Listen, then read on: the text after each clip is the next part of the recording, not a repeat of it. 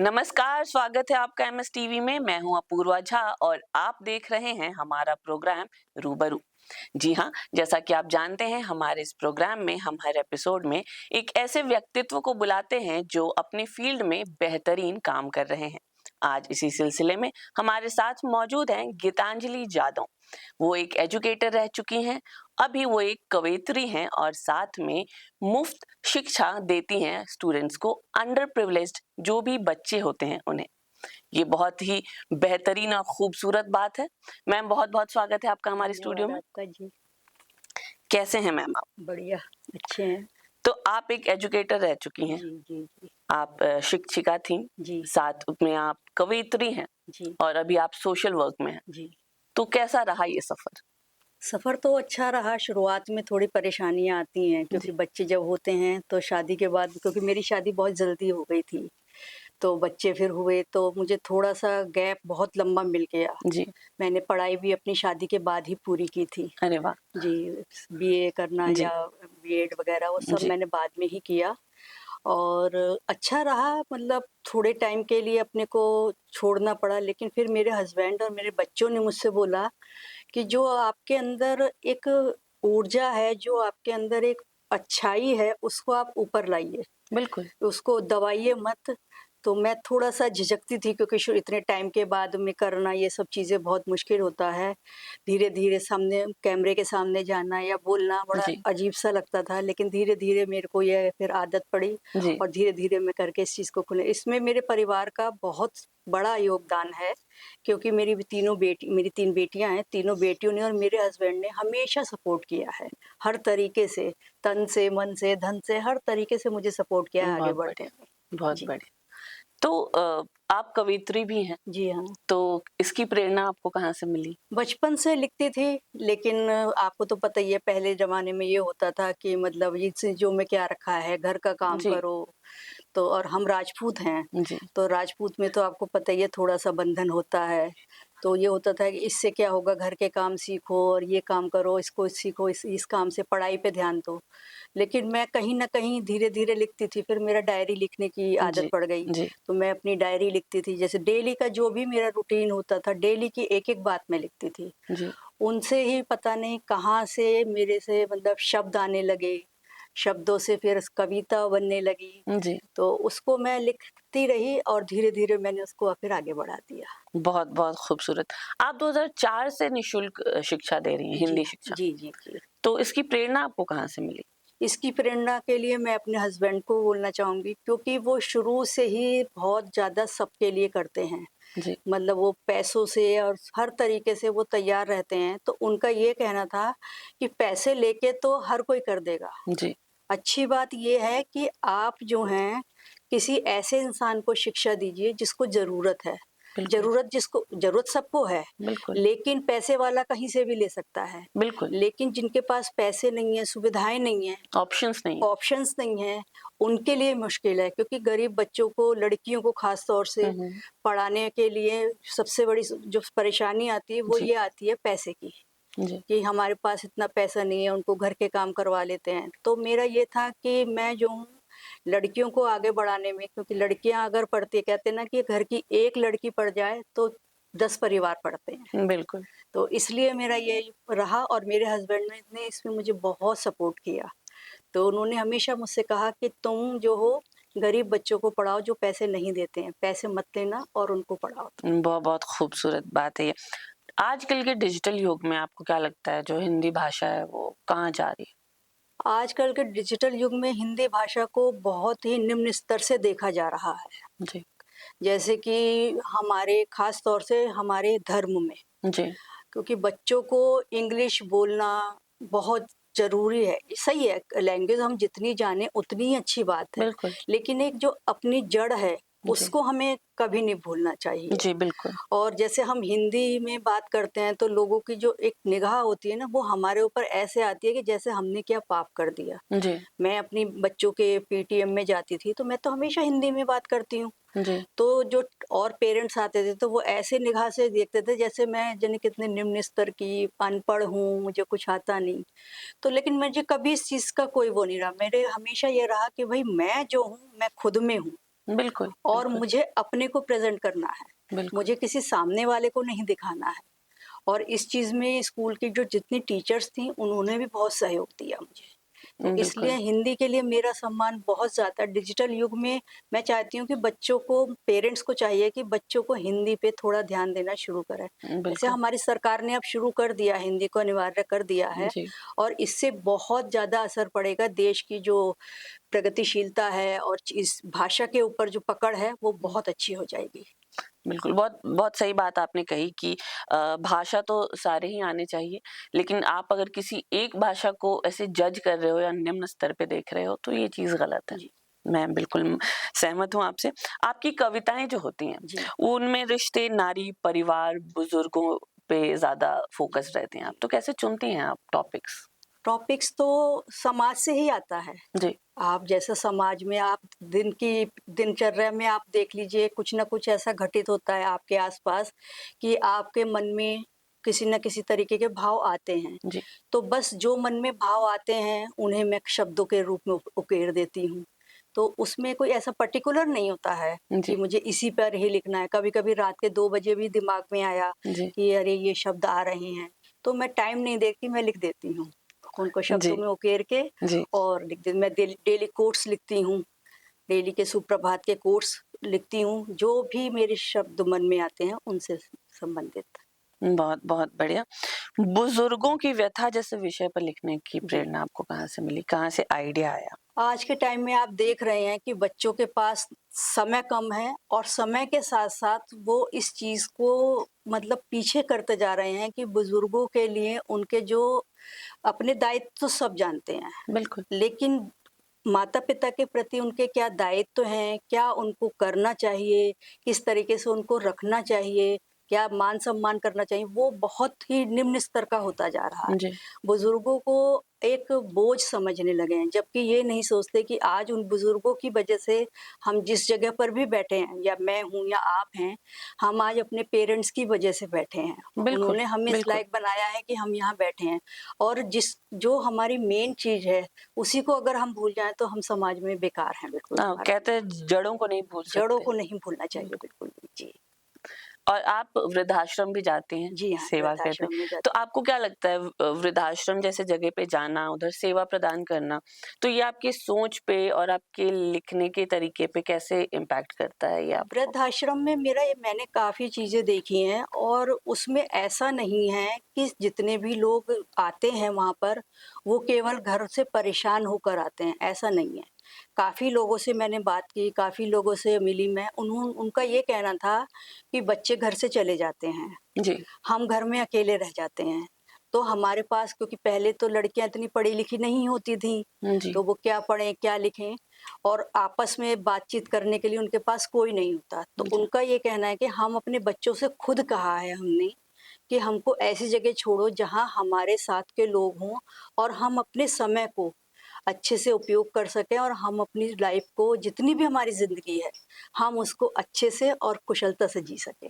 जी। मैं इस चीज़ से काफ़ी एग्री करती हूँ। मैं इस चीज़ को मानती भी हूँ कि जैसे हर इंसान को अपने उम्र के लोगों के साथ हैंग आउट करना, समय बिताना पसंद है। जी, तो अगर कोई बूढ़ा किसी को वृद्धाश्रम भेजा जा रहा है या खुद जाना चाह रहा है, तो इसमें हमेशा गलत नहीं होता ये। हाँ, गलत नहीं क्योंकि अगर आप अपने उम्र के लोगों के साथ हैंग आउट कर रहे हैं, मैं अपने उम्र के लोगों के साथ हैंग आउट कर रही हूँ, बातें कर रही हूँ, बच्चे खेलने जा रहे हैं अपने उम्र के लोगों के साथ, तो वो उन्हें भी तो अपने उम्र के लोगों के साथ बहुत रहना ज़रूरत चाहिए। है। जी, तो अगर एक पॉजिटिव साइड देखी जाए, जी, तो ये हो सकती है और जी। इसको कंसिडर करना चाहिए। हमेशा लोग एक नेगेटिव फॉर्म में या नेगेटिव माइंडसेट से वृद्धाश्रम जैसी जगहों को देखते हैं। मुझे तो ऐसा लगता है कि सरकार को भी इसमें कदम आगे बढ़ाना चाहिए। जी, ये जो वृद्धाश्रम ना कह कर के इसको बुजुर्गों का घर कहना चाहिए। बिल्कुल। जहाँ कि वो जाएँ, रहें और आपस में मतलब एक-दूसरे के साथ में अपनी लाइफ़ को जितने भी पल हैं, उसको क्योंकि घर के अंदर वो रहते हैं, तो उनका वो कुछ नहीं कर पाते, कुछ बिल्कुल, भी नहीं।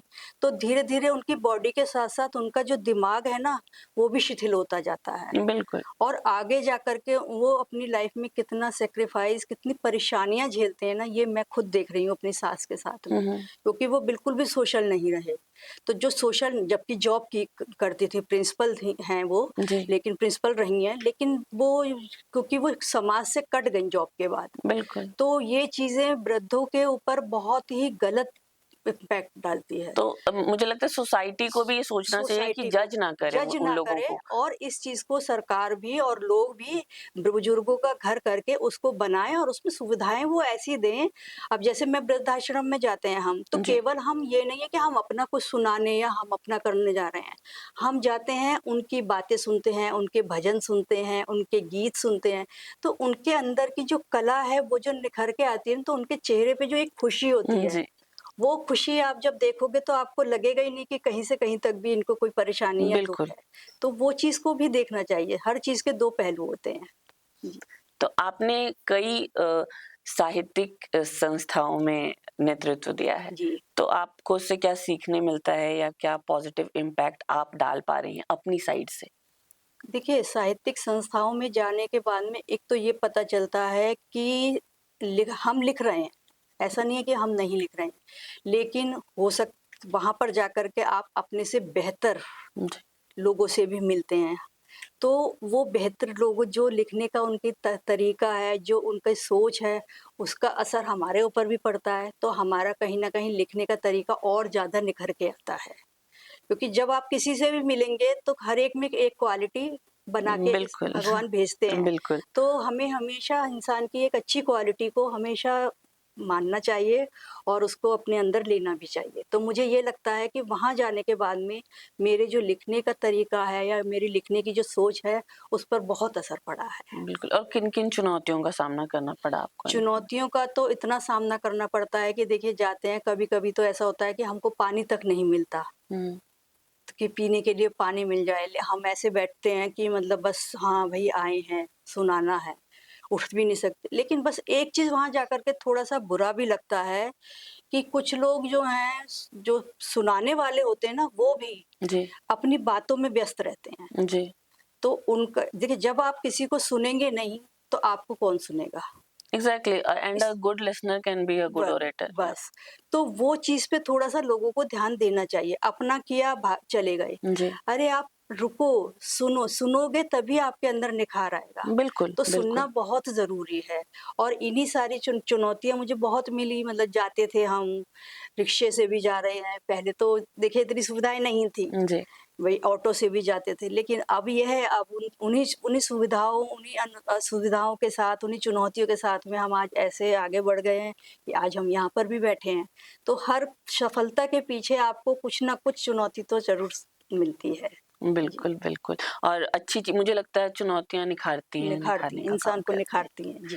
तो आज के जो युवा लेखक हैं, आप उनको क्या सलाह देना चाहेंगी? स्पेशली जो हिंदी साहित्य में काम करना चाह रहे हैं? मैं ये सलाह देना चाहूँगी कि उनको एक तो कॉपी पेस्ट नहीं करना चाहिए। जी, काफ़ी जगह मैंने देखा है कि कॉपी पेस्ट कर देते हैं, फ़ेसबुक पे डालते हैं या कहीं भी। हाँ, पढ़ो सबको। जी, जब तक आप पढ़ेंगे नहीं, तब तक आपको पता नहीं चलेगा। जी, और दूसरा, ये मत सोचिए कि मैं कैसा लिख रहा हूँ। आपके मन के जो भाव होते हैं, सबसे बड़ी जो कविता या कहानी होती है, वो आपके मन के भाव से आती है। बिल्कुल। तो जो आपके मन के भाव हैं, उनको शब्दों में उरेखिए। किसी दूसरे की सोच, किसी दूसरे का लिखा हुआ पढ़िए, सबको पढ़िए, क्योंकि उससे आपको तरह-तरह के पता चलता है कि इसमें लिखने के लिए हमको क्या करना चाहिए, जी, इसमें लिखने के लिए किस शब्दावली का यूज़ करना चाहिए, वो सब होता है। लेकिन अपनी सोच, अपने विचार को आगे रखना चाहिए। तो बिल्कुल। युवा पीढ़ी को चाहिए कि वो पढ़ें, समझें जी, और उसके बाद में अपने विचार लें, विचारों में सोचें, तब उसके बाद में शब्दों को अपने उरेकें। बिल्कुल।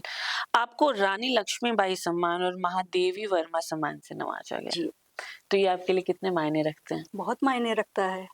क्यों? क्योंकि आप सम्मान, एक वो सम्मान नहीं होता है सबसे बड़ी बात। जी, वो ये होता है कि आपके अंदर की जो एक सफलता है, उसको निखार रहा है, जी, और उससे आपको ये पता चलता है कि कहीं न कहीं मेरे लिखने में ये अच्छाई है कि मैं किसी को अपनी तरफ आकर्षित कर पा रही हूँ अपनी लेखनी से। जी, तो इसलिए जो भी सम्मान मिलते हैं, वो हमें बहुत ज़्यादा प्रेरित करते हैं आगे बढ़ने जी। में। जी। आप रेडियो पर भी कविता करते हैं जी हाँ। और मंचों पर भी करते जी, हैं। जी। तो आपको मतलब दोनों का अनुभव है, तो जी। आपको दोनों में सुनाने में और मतलब बैक कैमरा सुनाने में और ऐसे मंच पे खड़े होके सुनाने में क्या अंतर लगता है? अंतर तो वहाँ ये है, रेडियो में आप अकेले होते हैं, जी, तो आपको इतना ज़्यादा मतलब नहीं लगता कि कोई देख रहा है या नहीं देख रहा है। पहले बहुत ज़्यादा शुरुआत में तो बहुत ही समस्या होती थी जी, मंच पे खड़े होकर सुनाने में। लेकिन अब तो लगता है कि आप चाहे रेडियो पे सुनाओ या मंच पे सुनाओ, हमें तो एक सा ही लगता है। समय के साथ-साथ वो स्टेज हाँ, फ़ियर समय चला के जाता साथ-साथ चीज़ें बढ़ती जा रही हैं, प्लेटफ़ॉर्म मिलते जा रहे हैं, तो है। जी, अब आदत सी हो गई है ये तो। जी, बिल्कुल। अ, आप अपने जीवन का एक बड़ा हिस्सा अपने समाज को समर्पित किया है, मतलब ये अपने आप में बड़ी चीज़ है जी, कि तो आज के जो युवा हैं, तो वो सामाजिक ज़िम्मेदारी जो उनकी है, वो थोड़ी कम दिखती है, जी, जी, कम ज़िम्मेदार लगते जी। हैं। तो इसके लिए आप क्या कहना चाहेंगी? देखिए, युवाओं को सबसे पहले तो अपने घर में समय देना बहुत ज़रूरी है। जी, दोस्त होने चाहिए, लेकिन दोस्तों के साथ-साथ अपने संस्कारों को नहीं भूलना चाहिए। आज जी। के जो युवा हैं, वो अपने संस्कारों को और अपने परिवारों को भूलते जा रहे हैं। हुँ, हुँ। माँ बैठी रहती हैं, वो ध्यान सोचती हैं बच्चे आएँगे, हम बात करेंगे। बच्चे जॉब से आते हैं, "अरे मम्मी हमारे पास टाइम नहीं है, इतना थक के आए हैं।" जी, तो आप ये सोचिए कि एक माँ सुबह से या पिताजी सुबह से आपका इंतज़ार कर रहे हैं, किसी एक उम्मीद से इंतज़ार कर रहे हैं। जी, तो जब आप उस उम्मीद को तोड़ते हैं ना, तो आप खुद में भी टूटते हैं। बाद बिल्कुल। में जब वो नहीं रहते ना, तब ये चीज़ आपको पता चलती है कि उनकी क्या अहमियत है। तो मेरा ये सोचना है कि बाद में ये श्राद्धों में और इन सब चीज़ों में करने से अच्छा है कि आप थोड़ा पहले थोड़ा-सा टाइम भी अगर आप अपने जीवन का आप देखिए दोस्तों के साथ में आप 4 घंटे, 8 घंटे बिता सकते हैं, जी, तो क्या माँ-बाप के साथ आप 15 मिनट भी नहीं दे सकते? उनसे आपको एक अच्छी सीख मिलेगी और वो सीख कहीं न कहीं आपके जीवन में ऐसा काम आएगी कि वो आपके जीवन को निखारेगी ही। बिल्कुल, तो बिल्कुल, मेरे को लगता है कि युवाओं को थोड़ा परिवार में और अपने संस्कारों पे ध्यान देना बहुत ज़रूरी है। बिल्कुल। जी। आपकी लाइफ़ काफ़ी प्रेरणादायक रही है, तो अगर आपको अपनी लाइफ़ को किसी एक लाइन में या 4 शब्दों में बताना हो, तो आप कैसे बताएँगे? मैं तो देखिए मेरी लाइफ़ जो है मेरे परिवार की दी हुई है। जी, क्योंकि बिना परिवार के सपोर्ट के किसी भी महिला की लाइफ़ नहीं बनती है। और मेरे बेटियों को और मेरे अपनी हस्बैंड को मैं अपनी लाइफ़ समर्पित करती हूँ। क्योंकि उन लोगों के सहयोग ने मुझे आज यहाँ लाके खड़ा किया है। वरना कितनी हमारे समाज में कितनी हमसे भी ज़्यादा अच्छी काबिल स्त्रियाँ हैं हुँ, हुँ, कि जिनको इस प्लेटफ़ॉर्म नहीं मिलता, जिनको घर वाले सपोर्ट नहीं कर पाते और वो बेचारी घर में ही घुट के रह जाती हैं। हुँ, बिल्कुल, तो सबकी ज़िंदगी में कुछ ना कुछ अच्छा है, लेकिन सपोर्ट जो होता है ना फैमिली का, अगर वो नहीं मिलता तो सब बिखर के रह जाता है। बिल्कुल। तो मेरी लाइफ़ का तो मैं पूरा क्रेडिट अपने परिवार को देना चाहती हूँ। कोई ऐसी आपके खुद के जो आपने लिख रखे हैं, जो भी कविताएँ लिखती हैं आप, जी, क्या आप उसमें से 4 लाइन हमें सुनाना जी चाहेंगी? हाँ। मैं बुजुर्गों की व्यथा पे आपको सुनाना चाहती बिल्कुल, हूँ। बिल्कुल। जी, मत सोचिए बुजुर्गों को बोझ आप कभी, मत सोचिए बुजुर्गों को बोझ आप कभी, उन्होंने ही आपको उँगली पकड़कर चलना सिखाया था। बहुत बढ़िया। क्यों आप उनको अपने समय में नहीं लाते हैं? क्यों आप उनको अपने समय में नहीं लाते हैं? हर समय उनकी बात को बुरा का कहते हैं। आप बहुत कुछ सीख सकते हैं, दुनिया की, समाज की काफ़ी सारी बातें, जो आपको आपके दोस्त नहीं बताते हैं और जो संस्कार वो देते हैं, उन संस्कारों को आप कहीं और से नहीं पाते हैं। बिल्कुल, बिल्कुल, जी, बहुत ही खूबसूरत, बहुत ही बेहतरीन और सच्ची बातें, जी, मैं ये कहूँगी। बहुत-बहुत धन्यवाद मैम आपका हमसे जुड़ने के लिए, अपना समय हमें देने के लिए। धन्यवाद आपका भी। तो ये थी आज की हमारी बातचीत गीतांजलि जादव से। मैं उम्मीद करती हूँ कि आपको हमारी बातचीत अच्छी लगी होगी और आपको मैम से कुछ ना कुछ सीखने ज़रूर मिला होगा। तो और ऐसे और भी अपडेट्स के लिए आप देखते रहें एमएस टीवी। मैं हूँ अपूर्वा झा, धन्यवाद।